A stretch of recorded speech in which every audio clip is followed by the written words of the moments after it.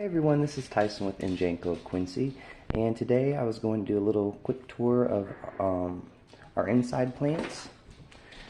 And I don't have a lot. They're all on one of my antique pieces that's been passed down to me, which is situated in our living room. So I was going to show you all those plants, and then one of them I'm going to be actually planting in the veggie garden up in the berm wall, right next to where I just planted the strawberries. So I'll be showing you guys that too. But let's do a quick little rundown as to what I got inside our house. So this is my selection.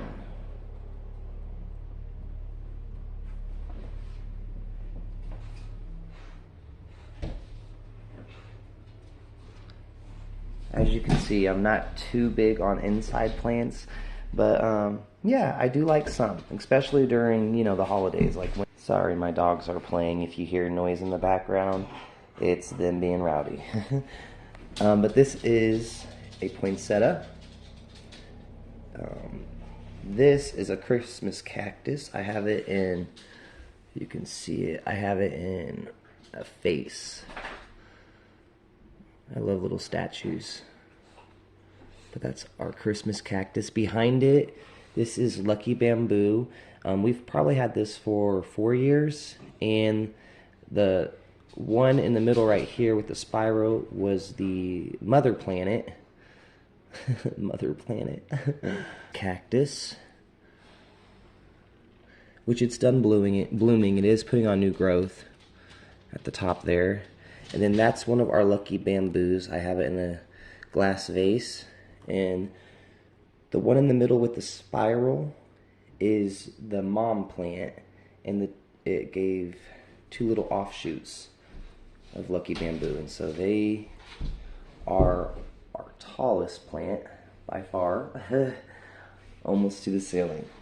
And then this is right back here. This one is probably the one that we've had the longest. It's a grandfather cactus. It goes by other names too, but that's the one that stuck with me.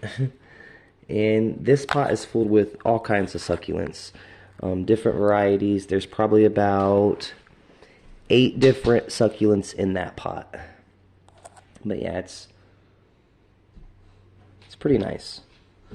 And again, with the statue, I have another statue. It's facing the window looking out into the front yard, but it has a succulent in it too. But yeah, I like my statues.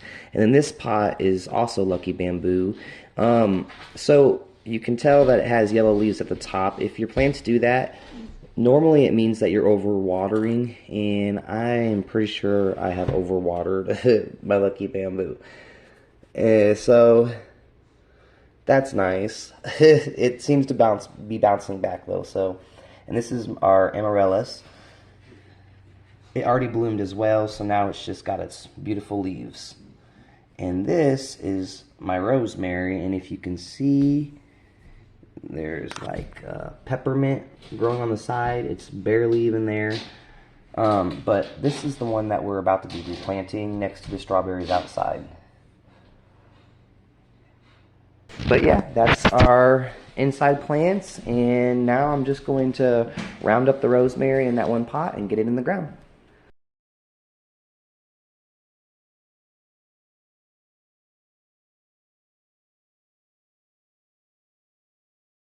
So this is the area that we're going to be planting in. I brought some water, just to water it in afterwards. Oh, I love the smell of rosemary. And we're going to be using the shovel. It's going to go in this corner. Strawberries are in this area, and they swoop in that direction. So this area right here would be perfect for the rosemary to get big and established and just do its thing. I thought it would be good to have another herb in this section, because on the other wall we have herbs lining the front, and then behind them we're going to be doing the blueberries and then 2 raspberry bushes. So we'll be making like a a fence for them to climb on over there, and then in the front of them will be our herbs.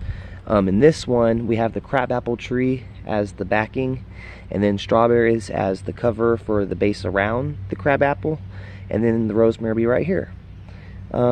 Access points to get in, I wanted to be able to get in from the back, so we mulched a trail for the back. That's how we get the half circle. And then this is the berm wall itself, and the other side is identical to this side. So let's get this guy in the ground, probably right here. I will probably try to repot up the peppermint as well. I don't know if I want that in the ground. From what I've been told, they can be pretty evasive. I have not pulled this rosemary out of this pot I only transplanted it one time, so I don't really know what I'm going to be expecting when I pop it out. I'm hoping it goes fairly smooth. I still have the tag with it too. So the height of this at maturity is going to be between 24 and 36 inches. I'm going to pour some water in there, loosen up the soil a little bit.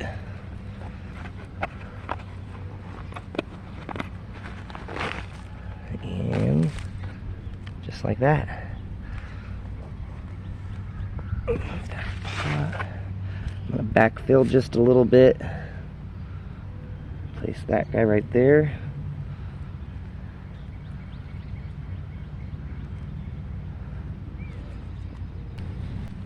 Rosemary is one of those herbs that will survive the winters. So, got him in the ground. Let's water him in a little bit. The strawberries that we planted, the bare roots that we have around the rosemary now, between the rosemary and crabapple tree, is they are doing pretty good. Again, they haven't been in the ground for too long, so I'm hoping to see a little bit more growth, and when we do, I'll show you guys. And there we go. Awesome, awesome. That came out fairly easy. Now we're going to try, I don't even know if it will be really worth it, because this peppermint is just,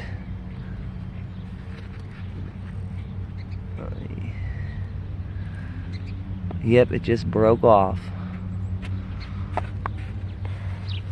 I guess we could get in there and get some of the roots out. I'm really big on not wasting plants that I come across, so it'll be a big thing if I don't try and get the roots out. And you know what? I don't think I am. So we got the rosemary in the ground, and that's pretty much what I wanted to do today, besides the house tour of our inside plants. So that's how he's gonna look. There's the crabapple.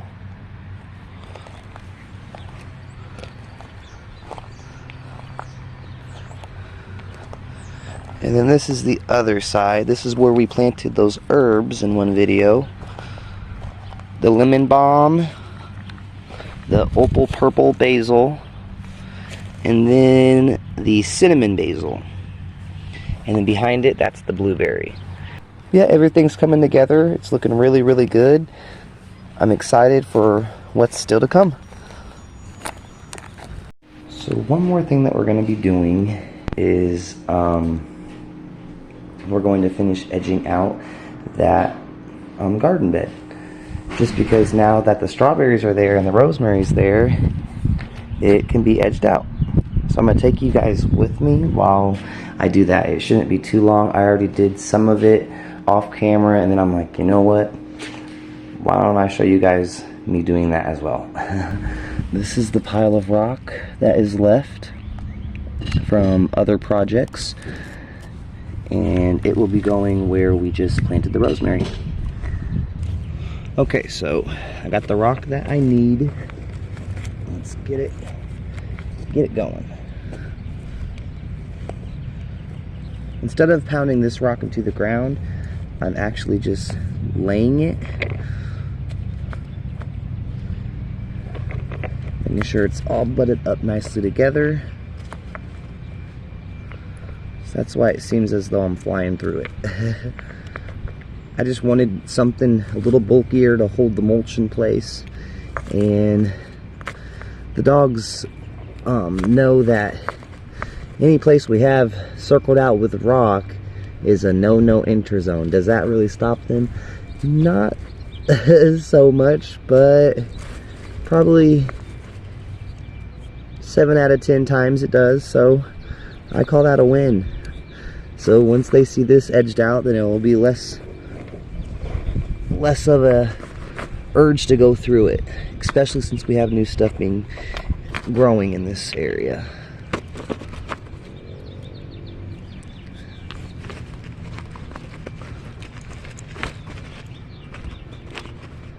And once it rains and stuff, each rock that's laying here will make an indent in the ground, and the mulch backing one side of it, and then all of the growth back in the other should be the extra support that one would need to keep it in its shape and in check. I just need a couple more rocks from the section I showed you guys. I'm gonna get those and then get them laid. All right, so I got the rest of the rock. We're gonna be working on finishing this little section right here.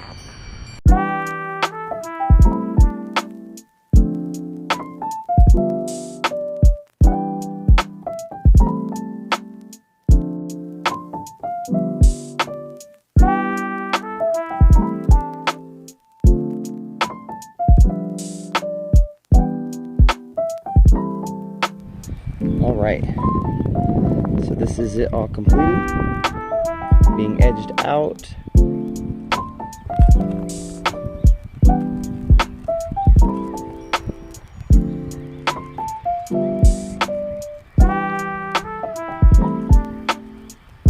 From the other angle.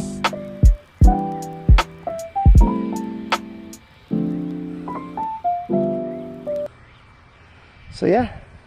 Alright, so that does it for today. And again, thank you guys for sticking around and watching us get all that done. And if you're able to, get out, create, and do something unique. Bye guys.